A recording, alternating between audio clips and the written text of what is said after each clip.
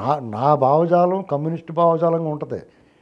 ఏంటండి నేను ఇప్పుడు దళిత సామాజిక వర్గాల విషయంలో నేను స్పందించినట్టుగా అంటే నాకు అంత పత్రికల్లోనూ మీడియాలోనూ అప్పట్లో నాకు ప్రాముఖ్యత లేదు కాబట్టి నేను నా రాతలో ప్రచురించబడలేదు కాబట్టి, కానీ నేను స్పందించినట్టుగా ఎవరు స్పందించి ఉంటారు. నేను ఇక్కడ మనిషి మోయటం, మనిషిని వాహనంగా చేసుకుంటాం అనేటువంటిది నాకు హృదయం ద్రవించిపోయింది. నాకు రిక్షా ఎక్కడానికి ఆలోచించిపోండి. నేను ఒక మనిషి తొక్కాలి కదా, లేదా అప్పుడు మనిషి లాగిపోయాడు ఒక బండి.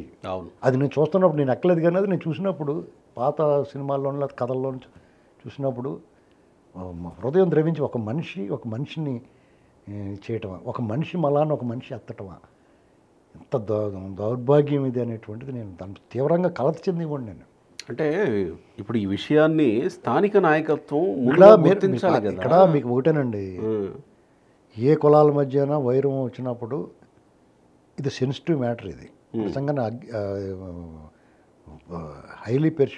Highly inflammable. అవును కదా, దీన్ని చాలా జాగ్రత్తగా హ్యాండిల్ చేయాలి. అక్కడున్న స్థానిక నాయకులు కులాలకు అతీతంగా మాట్లాడాలి. ఇలా ఎవడన్నా బాధ్యత కలిగినోడు ఇలా కులాలను భుజాన్ని వేసుకుని వస్తే నీ బుద్ధి లేదు ఎట్రా అని చెప్పి ముఖం మీద అడగాలి, అనాలి కదా, ముఖం మీద అనాలి. ఎందుకంటే బాధ్యత కొండి ప్రజాప్రతినిధులుగా పనిచేసిన వాళ్ళు ఎలా ఎగేసుకొస్తారండి.